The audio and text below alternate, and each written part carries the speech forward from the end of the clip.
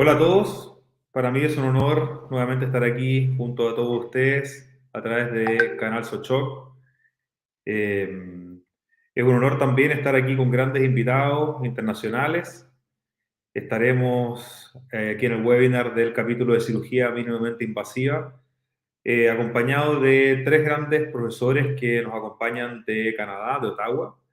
Y el objeto de la misma, entonces, es hablar del enfoque práctico de las consideraciones de fertilidad en la cirugía de la endometriosis.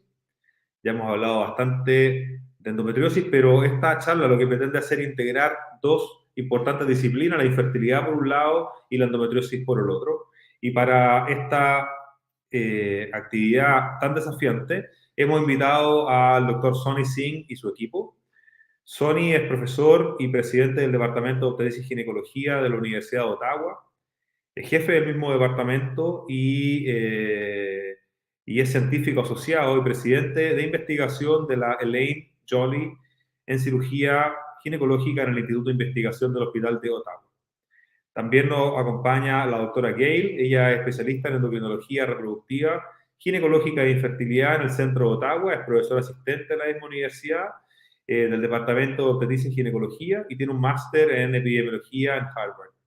Y por último nos acompaña el doctor Vincenzo de la Zareda, que es especialista en ultrasonido en detección de endometriosis. Así es que sin más que decir y junto con agradecerle obviamente a estos grandes amigos y profesores, vamos a dar por inicio esta actividad. Así es que los dejamos ahí con esta presentación que va a durar unos 20-22 minutos y después los dejamos invitados obviamente a hacer sus preguntas a través del chat.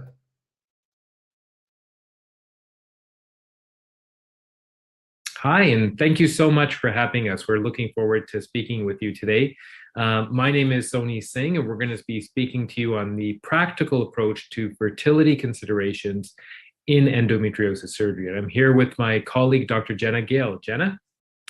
Hi, everyone. Thank you very much for having us. I'm a fertility specialist, and we're very happy to be joining you from Ottawa, Canada. And we will have my colleague, Dr. Vince Della Zazera, later for questions, if anybody has any questions on imaging or any other thoughts on the presentation as well. So these are our disclosures as we go forward. And my goals of the presentation are to review the prevalence of endometriosis and its impact on fertility, consider a personalized approach to selecting and counseling a surgical candidate, and finally, review specific intraoperative considerations for patients where fertility is a priority. It is so important for us to partner with our fertility specialists. And Jenna, can you start with telling us how endometriosis actually impacts infertility? Absolutely. So we know, the common way that we think about endometriosis, we commonly think about those adhesions and the anatomic distortion that we often see with endometriosis. But even beyond that, there is good evidence that it impacts many other aspects of fertility, including altering egg quality, impairing follicular growth, causing endometrial dysfunction and thereby reduced implantation rates, impairing fertilization of the egg and the sperm, and even beyond that, causing luteal phase dysfunction as well. So we know all that, so with respect to the challenges related to diagnosing endometriosis, I know there are many related to that as well. Sony, can you speak to that? Yeah, first of all, there's many phenotypes. So there's that superficial disease, the endometrioma, or the deep disease. But at the same time, also, that often endometriosis is associated with other conditions, such as adenomyosis or uterine fibroids. So one patient story is not applicable to everybody else. We have to realize that there are many combinations of presentations these patients will have. And so one of the scoring systems we've used for a long time is the ASRM endometriosis scoring system. But again, that just focuses on endometriosis and misses some of the other more important factors, such as deep endometriosis, concomitant disease. So while it's great that we have this old system, we need to do better, especially for those with infertility. So, Dr. Gale, can you tell us a little bit about a better index called the Endometriosis Fertility Index for this reason? Mm-hmm. So specifically, this endometriosis fertility index, or EFI, is a tool that can be used to predict the post-operative spontaneous pregnancy rates for patients who are undergoing surgery for endometriosis. And this was specifically developed to be used in order to be able to triage patients after surgery who may have a poor prognosis or a lower prognosis to go a little bit quicker to the assisted reproductive technologies so that we can try and avoid wasted time for these patients. And this tool in particular has demonstrated good predictive performance. So it's quite a useful tool in helping these patients. Just go back one slide here. And so when we consider these endometriosis staging systems and tools, we know that they are helpful to document surgical findings, and they can definitely help improve communication between providers, although there are some drawbacks to them as well. But in particular, the EFI may help guide postoperative fertility management decisions. So when we start talking about this, the patient, the specific patient that we're sitting there with, we're evaluating them in clinic. It all goes back to the basics. We need to start with a really good detailed clinical history and physical examination. And from that detailed clinical history and physical exam, we are going to be able to evaluate the extent of the endometriosis, including their past treatments. So treatments for endometriosis, including surgeries or even past fertility treatments. We are going to be able to recognize the impact of the endometriosis on that patient's quality of life overall. And this will provide an understanding of that patient's future goals, including their fertility goals, which are very important. So back to you, Sony, can you tell us a little bit about diagnosing endometriosis through imaging?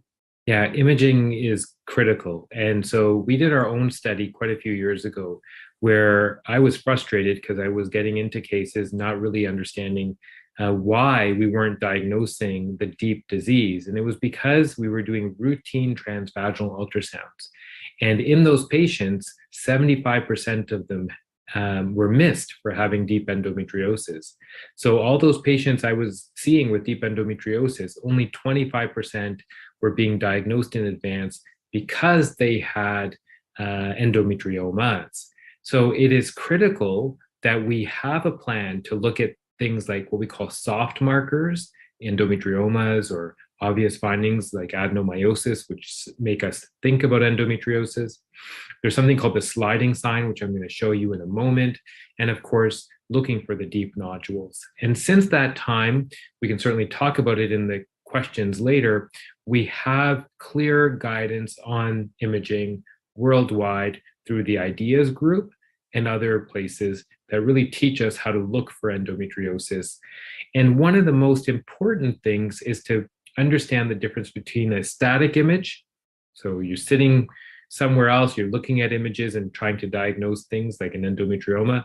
But really for endometriosis, it is a dynamic scanning that you need to do. And this is a classic example of a sliding sign to make sure that there's no adhesions or other pathology as well. So now we've made a diagnosis on history, we've started to look at ultrasound. What are some of the preoperative investigations we should do before we go to the OR? Absolutely. So among these patients who are referred to consider surgery for endometriosis, we really need to be thinking about these potential preoperative fertility investigations for patients based on their fertility goals. So where fertility is important, we should definitely be considering ultrasound to evaluate the ovaries and their accessibility in case we want to consider an egg retrieval. We may consider doing a semen analysis for a partner when that's applicable. We can do ovarian reserve testing through an antral follicle count that's done by ultrasound or through blood work for an anti-Müllerian hormone level. And finally, and importantly, a tubal patency evaluation through hysterosonogram or saline evaluation by ultrasound. And specifically, when we think about evaluating the tubal patency and why is this important for these patients, because we need a plan going into that surgery. So you don't want to just be finding out if the tubes are open in the operating room. You want to know this going into the surgery so that you've appropriately counseled these patients with what the surgical plan is going to be. So particularly in patients who have a hydrosalpinx, where there is communication between the inside of the uterine cavity with the fallopian tube, so a patent cornua. In these patients, a salpingectomy should be undertaken before assisted reproductive technology, or more specifically, before an embryo transfer. In situations where bilateral salpingectomy is recommended, so for example, if patients are known to have bilateral block tubes, these patients really need to be fully informed that this is going to preclude a spontaneous conception. So given that although spontaneous pregnancy is quite rare, as we know, in patients who have bilateral hydrosalpinx, patients who aren't candidates for ART or IVF, or may not be willing to have that treatment, may opt against surgery. And then finally, tubal blockage without a hydrosalpinx. Now, this decision for salpingectomy is very individualized and is based on a number of factors such as age, ovarian reserve, prior history of ectopic pregnancies, and the appearance of patency at the time of surgery. So in any case of suspected or diagnosed endometriosis, when patients are about to have surgery, pre-surgical discussion about fertility preservation, either through oocyte or embryo cryopreservation, should be considered. And this is secondary to the potential negative impact of surgery on ovarian reserve and on ovarian accessibility for a future egg retrieval and fertility treatments. Unfortunately, there is quite a lack of evidence on this topic, and I'm sure more evidence will be coming in the years ahead. However, there may be a role for fertility preservation, especially in specific circumstances. And what are those circumstances? So in particular, we should be considering referral to a fertility specialist for counseling about the option of fertility preservation before surgery for patients with endometriosis and this is where that preoperative fertility investigations come in really handy. So for patients with bilateral ovarian endometriomas, patients who have a prior excision of ovarian endometriomas who are having another surgery or a contralateral surgery, or patients with low ovarian reserve. So back to you, Sony. If we start to think about the specific phenotypes of endometriosis and how we approach each of these and their considerations. So we love cutting out endometriosis, but what is the impact on the fertility?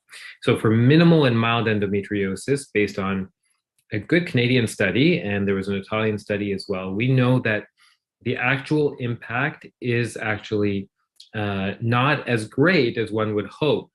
So the number needed to treat or to try to achieve a conception is significant compared to what we actually want to see for this outcome. So often, is surgery the best way? It may not be, unless they have no other options. The other part that comes up with these patients when we want to do surgery when there's minimal to mild endometriosis is really to look at improving quality of life with respect to pain symptoms. And of course, when we cannot access fertility treatments due to cost or geography. Other patients may say, I want surgery for sure. And of course, we have to respect their choice as well. Now, ovarian endometriomas are a completely different issue, and I'm going to hand this over to Dr. Gale because almost half of patients with endometriosis may have an endometrioma. Mm-hmm. Yeah, indeed, they are very common, and it's important to recognize that endometriomas are also a marker for more extensive pelvic and intestinal disease. Given that only about 1% of patients with endometriomas have ovarian disease exclusively.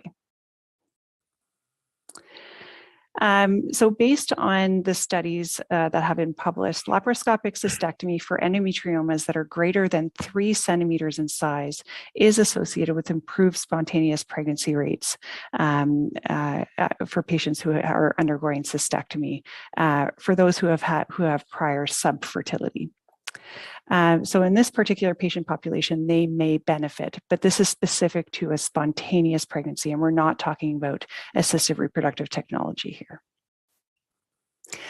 So surgical indications for endometriosis related, or endometrioma specifically, we need to understand that patients with endometriomas have a lower ovarian reserve, and with the endometriomas in place and in general have a steeper decline in their ovarian reserve moving forward. And it is also important to know preoperatively that the post-surgical risk of premature ovarian insufficiency after a bilateral excision of endometriomas is 2 to 3%. And of important note as well is that the postoperative recurrence risk is significant. It's as high as 50% if these patients are left without suppressive therapy postoperatively. So specific to this patient population, we've reviewed that if it's greater than 3 centimeters in size, cystectomy increases the chance of spontaneous conception. So patients who have a desire for spontaneous conception may benefit from surgery. Of course, if we're seeing rapid growth or suspicious features on ultrasound, we should be considering surgery, but also for patients where perhaps there's an inability to access the ovarian follicles for an egg retrieval because of these endometriomas or the location of the ovaries, or if endometriosis is significantly impacting the patient's quality of life, we may want to consider surgery. However, we need to be very cautious because of this risk of reduction in ovarian reserve, or in those 2 to 3% of patients who may suffer from premature ovarian insufficiency.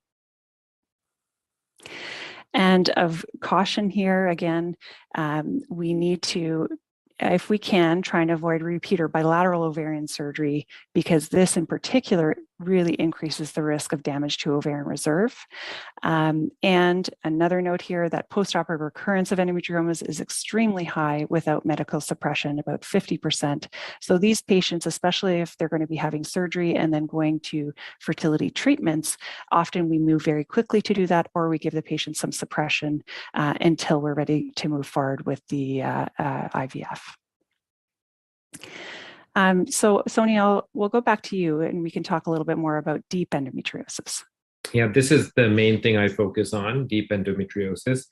Unfortunately, the studies are very heterogeneous, and there's no clear understanding about the fertility outcomes because there's so many factors we don't understand. So if you read the reports of places that have published, the spontaneous pregnancy rate goes up to half or 50% of patients. Now, is that really what's happening out in the world? And that's probably where the real issue is, that we have to carefully consider what is happening to the patient, their goals, and who is doing the surgery. 1/3 of patients who have surgery for deep endometriosis in centers with expertise will achieve a spontaneous conception. Again, depends on the literature bias that we have, which is centers of excellence reporting their numbers. ART is really the main line over surgery for patients wishing to conceive if fertility is the primary concern before we would move to surgery. But if they fail ART and are struggling as well, then that may be where surgery may play a role. Bowel endometriosis is a big part of my practice, and the only point I have here is it has risks and complications. Even in the best centers in the world, complications can be anywhere from 10 to 25%.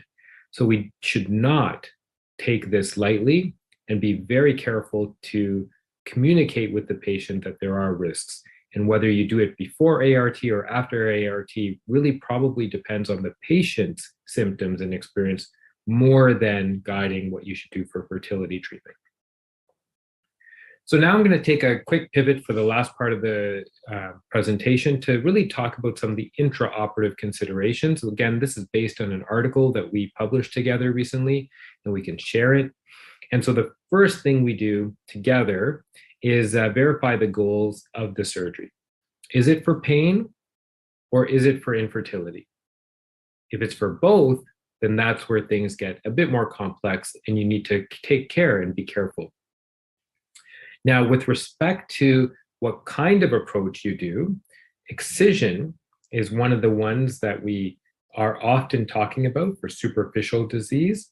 And of course, the jury is not clear or is not out on whether excision is truly the best way to manage this disease for fertility. For pain and other things, we think it's better, and there's going to be more research coming out. But for deep endometriosis, that is, of course, what we have to do in order to get the results that we want, because you can't burn deep endometriosis. So excision is part of the plan as we move forward for a lot of our patients, but we have to be careful that we're doing it for the right reason. For cystectomy of the ovary, the question is, do you excise the cyst, which is definitely going to reduce recurrence and also improve pain relief, and if done in the right patient, may increase spontaneous pregnancy rates. However, there is the risk of harming the ovarian reserve. And now, today, we are definitely looking at more conservative approaches to hold off on excising all the endometriomas. And many are also suggesting that we should be more careful in ablating the base of the endometrioma instead of cutting it out, because of the risks of harming the ovary if that is the main goal, which is pregnancy. Adhesion prevention is something else that I'm always thinking about after I've done a beautiful excision. Is everything going to get stuck? Is it going to make it easier or harder to get the eggs? And so there are some novel adhesion barriers. There's nothing that's really perfect right now. But some things that we do in our own practice is temporary suspension of the ovaries to make the surgery easy. You can tie it outside or inside as long as it dissolves on the inside. And so putting the needle through the ovary to suspend it temporarily may help prevent adhesions. Now, this is the approach we have to that rectovaginal disease anyway, and some people may leave that stitch outside. I don't do that. I suspend it either inside or use Interseed, which is an anti-adhesion material. But there is no perfect solution. So when we look at the literature regarding ovarian suspension, the ability to do that sliding sign along the ovaries may actually let us evaluate and understand whether the suspension works and whether we can access the ovaries easier. But again, we still need a lot more research to feel comfortable with that as well.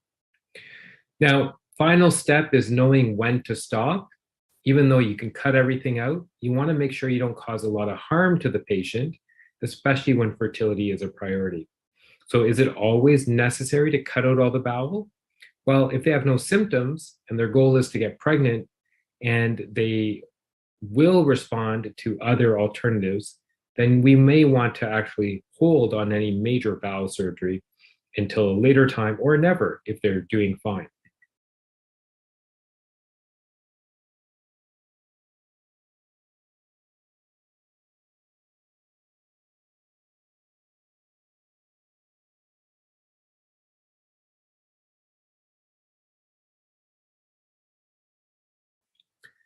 So we'll leave you with some key points. Endometriosis affects 5 to 10% of the reproductive age women that we know of. But amongst those with infertility, it is as high as 50%. Surgery can be helpful, especially for those who do not want to have fertility treatment. However, surgery for endometriosis patient-related infertility does require thoughtful evaluation, planning, and patient counseling. So in the absence of other surgical indicators, there's really a lack of good quality evidence that supports us to use first-line surgery to improve fertility treatment outcomes.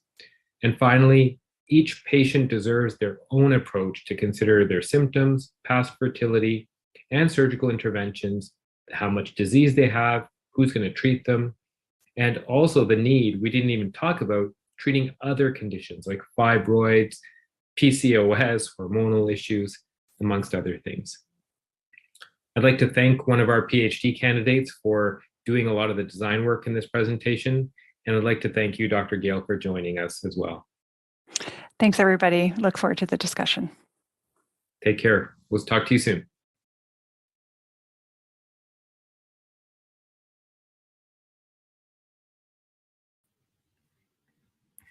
Bueno, muchas gracias, profesor Sony Singh y Dr. Gale, por su exposición. Le damos la bienvenida entonces a la ronda de preguntas.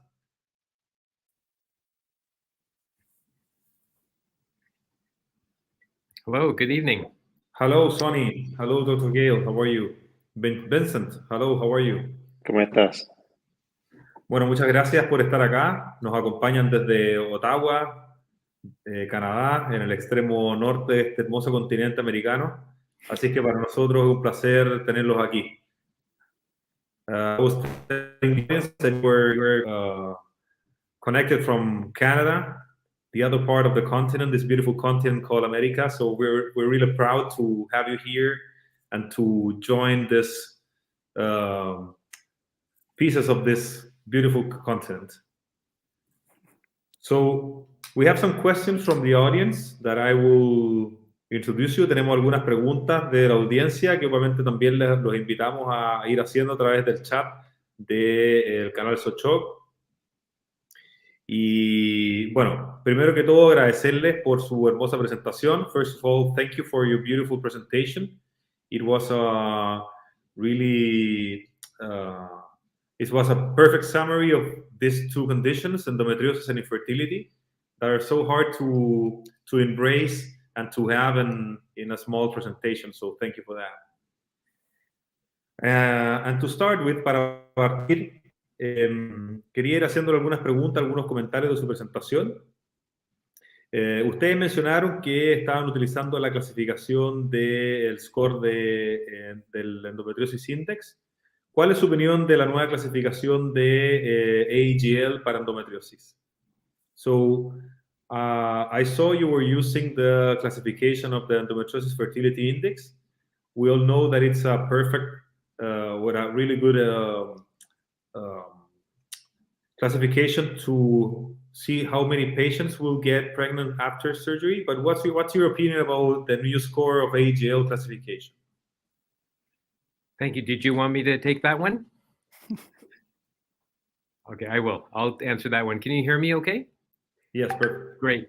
So, my disclosure is I am a board member for the AGL as well. So, of course, I think it's a great opportunity to have an updated scoring system. And there is an app available as well, which we now use in the operating room.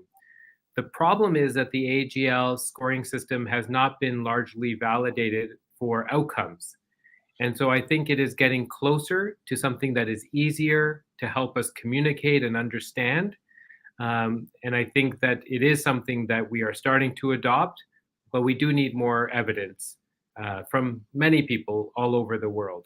So for now, I think, Jenna, the EFI really is the main one for fertility. And many people still use the other ones, but we are starting to use the AGL one as well. Perfect. I agree. I'm trying to use both. The problem about classification is that most of them are operative classifications. So what do you think about moving to a new classification? And if there's one, which one would you suggest to use ultrasound or imaging to now classify patients without surgery? So I will translate. ¿Cuál es vuestra opinión como grupo en cuanto a hacer una clasificación, pero ahora que sea preoperatoria? Es decir, sin que una paciente necesite una cirugía. Sabemos que nos hemos estado moviendo con mucha fuerza hacia evitar cirugías innecesarias en los pacientes. ¿Cómo entonces, le preguntamos a estos expertos, están clasificando sus pacientes de una manera no quirúrgica? No, absolutely. And I think it is important to note there is a manuscript that is currently being reviewed by your neighbor, our friend, Maurizio Abrao and group, on using imaging to help do a classification system. And I'm not sure if Vincenzo would like to make a comment on the fact that I think compared to 20 years ago, we really are able to map out the disease very well and make a confident diagnosis, especially of deep endometriosis. Would you agree, Vince? Yeah, I think so. I mean, even in Spanish if you want to. Sure. Hasta que comparamos estos 7 años pasados, cuando era residente, no tenemos aquí, por lo menos en Canadá, la información con ultrasonido que tenemos hoy. Entonces, realmente, ultrasonido es, es algo que podemos usar para realmente ver lo que tiene antes de hacer la cirugía. So mapping it with ultrasound truly is getting better and better year after year.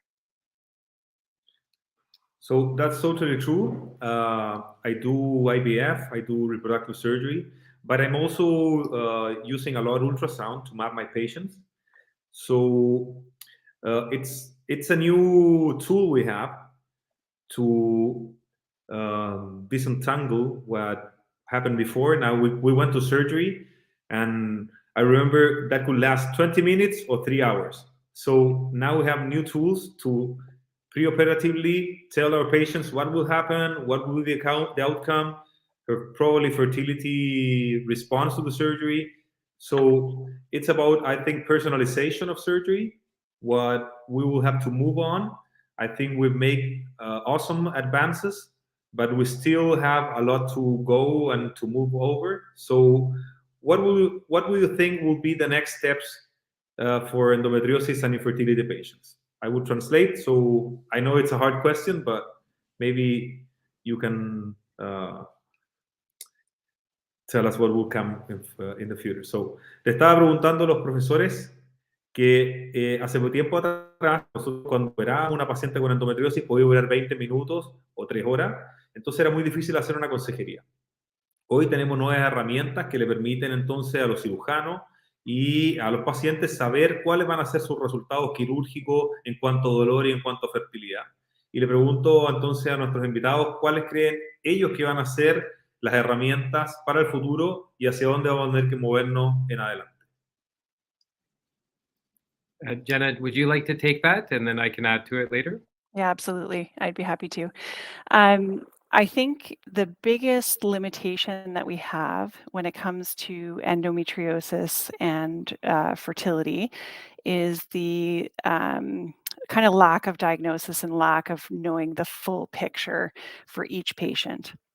And only recently, really in the last kind of year or two, and even just like this month, a paper was published from Sweden showing that of 1,200 patients who had undergone IVF at their center over a period of 3 years, 21% of those patients had deep endo or ovarian endometrioma, so advanced endometriosis. And I think a lot of centers are missing these patients. We're treating a lot of unexplained infertility where it's not unexplained. We're missing endometriosis, and these patients really deserve that complete counseling around this condition. They deserve the diagnosis and to make decisions based on those findings. And we need the studies that are supported right from the beginning, identifying it with clear communication, common language, like the language used from the IDEAS group, so that then we can study outcomes, and we can then look at good papers showing if this is the finding on their initial investigations, fertility investigations, then at that point, where does surgery come in? Because right now we don't really have great studies telling us, the role of surgery pre-fertility treatments, or, it's lacking. Yeah, no, I would agree. And I think this team working together, so Dr. Della Zera brought back that advanced imaging. Most of our fertility doctors across the country do not map like you do in your practice. But so we have a project, the three of us, to try to encourage fertility centers to start doing simple signs for endometriosis. My question to you is, in Chile or wherever you're working, do most fertility centers screen for deep endometriosis if the prevalence is so high? Is that your practice? I do so, but I'm afraid most of IVF centers do not. So I don't know why endometriosis and infertility are so tied up. Nevertheless, IVF doctors kind of don't look endometriosis, and probably we're not making the correct questions. If we do deep anamnesis and we ask the patient for pain with intercourse, pain with menstruation, we will probably, we could use those tools to have a higher risk of having endometriosis than other groups. So probably with only anamnesis, we can do some differences. And after that, with ultrasound that we have in our everyday practice, with small tricks that probably Dr. Benson can tell us, differentiate patients with high risk of endometriosis or no endometriosis. So I will translate. Me preguntaba el doctor Sony cómo lo hacíamos acá en Chile y yo le hablaba de que también pensaba que había una brecha entre los centros que hacían endometriosis y los centros que hacían infertilidad. Aún están muy separados y creemos que tenemos que ir acercando estas dos herramientas y la utilización del ultrasonido transvaginal, pero también la anamnesis puede ser muy útil para poder establecer grupos de riesgo con endometriosis y sin endometriosis. So Vincent, what are your tricks that you would suggest for our IVF doctors to use to try to differentiate those patients that have a higher risk of having endometriosis and those who don't? Mira, la pregunta es buenísima. Realmente hay que escuchar a su paciente. Eso es el primero de todo. Si su paciente le dice, como usted dijo, que tiene dolor con su menstruación o con relaciones sexuales o lo que sea, busca la razón. Y si uno ve, antes vimos endometrioma y paramos ya. No pensamos en mirar los intestinos, no pensamos en mirar la vagina o la vejiga. Y si uno ve que tiene endometriomas, bueno, push it, anda más lejos y para ver si tiene endometriosis en otra parte del sistema reproductivo que puede afectar los síntomas del paciente. Es importante, pero realmente es escuchar a la paciente. Porque most times we miss it, right? And it's just to dig deeper to try and find it. Perfecto. En el mundo se ha demostrado que existen entre 8 y 10 años entre que una paciente inicia sus síntomas hasta que se establece el diagnóstico. So worldwide has been proven that a patient could have 7 to 10 or 12 years after being diagnosed correctly with endometriosis. So that gap, we know that it's in general practitioners, but it's also in gynecologists and also in IVF doctors. So how would you make a program to change that reality? Entonces, sabemos entonces que hay un gap en el diagnóstico, está en el diagnóstico los médicos generales, pero también en los ginecólogos y en los especialistas en infertilidad. ¿Cómo acortamos esa brecha? I don't know who wants to answer, but that is our research question that we are trying to get money from right now, which is, can you teach the simple, you called it tricks, the simple approach for fertility centers? And Vince, you may have mentioned it, but doing simple things like the sliding sign, did you want to comment on that? No, yeah, that's what I was going to say. So we did, we created a protocol that basically looks at very simple markers. So is the uterus stuck or not? Does the serosa slide around the uterus? Are the ovaries stuck or not? Or do you have endometriomas? And are they adherent? Are they kissing ovaries, or are they where they should be? And pain scale, is the cul-de-sac obliterated or not? And on a simple scan, kind of like what I said before, is listen to your patient and look for the simple signs. But if you have any of those, then you have to, proceed with doing a level 2 endometriosis scan and assume that there's more endo there. Don't just close the book because you didn't see anything. So even though you don't see anything, if you see telltale signs of endometriosis, it validates digging deeper into this patient's care. I totally agree. I would also put in the table examination, because sometimes we as reproductive specialists, we do anamnesis, we question our patients, what they have done before, IVF treatments, how many eggs, how many embryos, PGTA, whatever. Then we move to scan, and we don't do obstetrics or gynecology examination. And maybe there's a gap that we can reduce by gynecological examination. What would you say about that? You're ¿Qué opinan 100%. entonces a los profesores de hacer examen ginecológico? Muchas veces nos movemos de la anamnesis a la ultrasonografía. ¿Qué pasa con el examen físico? Que usted tiene totalmente razón. Eso es así sencillo que eso. When we do, so what we do as a simplified, we do the soft marker scan. So when we do a soft marker ultrasound, we look for those signs that I mentioned earlier. If those are positive, then we order a level 2 scan where I myself or one of my specialized colleagues, we scan the patient. Part of that scan includes exactly like what you said, is a physical exam, a history with the ultrasound. Not just an ultrasound done by a sonographer, but an ultrasound done by a physician with a full history and a physical exam, right? So I completely agree with your statement. Can I just add, I don't know if Dr. Gale wants to comment, that you're not alone in Chile. This is a worldwide problem in fertility centers. Jenna, did you want to comment why you think this is important to introduce? Absolutely. Well, I think, any reproductive specialist has seen this, a patient who has had multiple IVF cycles and then is only realizing after this that they have advanced endometriosis. And at our center, we were not scanning these patients appropriately and picking them up. And so there's always room for improvement. And I think, it's one thing to have this idea, the ideas group and know about the scanning, but it's another thing to actually implement it. And I think that's what we're talking about here, which is so important. And finding a way to disseminate that knowledge, which often is hard to do just by talking about it like this, but you actually need that collaboration between specialists, so between physicians who are very experienced with endometriosis scanning, specifically like Dr. De La Zera, and then Dr. Singh, who is an endometriosis specialist surgeon.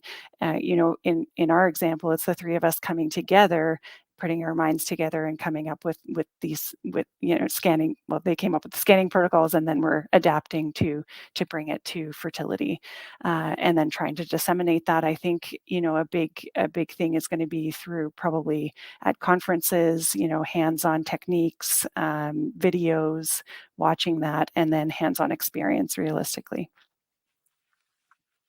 Fantastic. So we still have 5 minutes. So I will try to resume some questions from the audience. Dr. Kafati asks you, what treatment do you suggest for a young patient with endometrioma, pelvic pain, but no fertility desires? Would you suggest surgery or just using oral contraceptive pills, ovarian oocyte cryopreservation? What would you suggest for this patient? Did you want me to start maybe first? So I think that it really depends on many factors. I think the most common thing now is to consider their future fertility. That's the difference. In the past, the answer would be, of course, treat the patient for their pain, cut out all the disease. But we know now we must be careful and plan. So how old is she? How big is the endometrioma? Does she respond to Dynagest or the oral contraceptive? And can we possibly delay or preserve her fertility? As a surgeon, and yourself as well, we now ask that question much more carefully because we don't want to impact her fertility long-term. So if it was my daughter, she had a small 2-centimeter endometrioma and lots of pain, I would probably start with medical therapy if the goal is one day to have fertility. Especially, I know that I may actually hurt the ovary and balance the risks, but ultimately up to the patient too. Dr. Gale or Dr. De La Zera, do you agree or disagree? No, I think you've said it very well, Sony.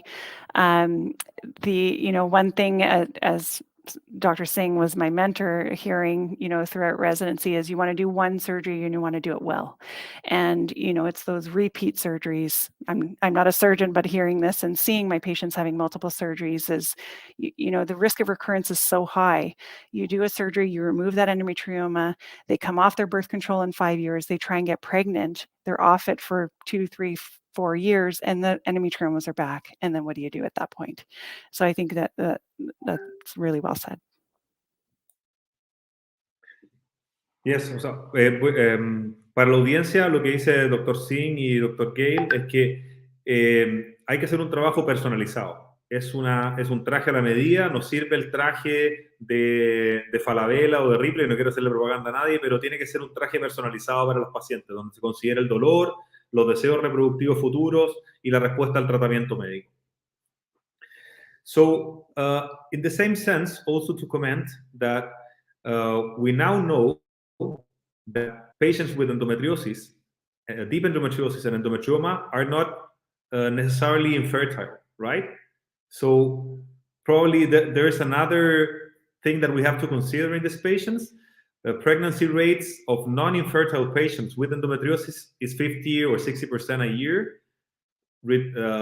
lower than normal population, that it's 80 or 90%, but still they can be pregnant without any medical treatment nor surgery. So that's something that we have to put again in the table with our patients in the discussion, right? What do you say about that? Do you agree?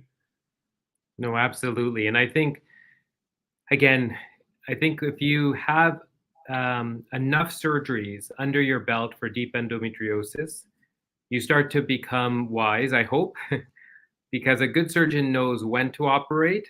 The better surgeon knows when not to operate. That is the difference.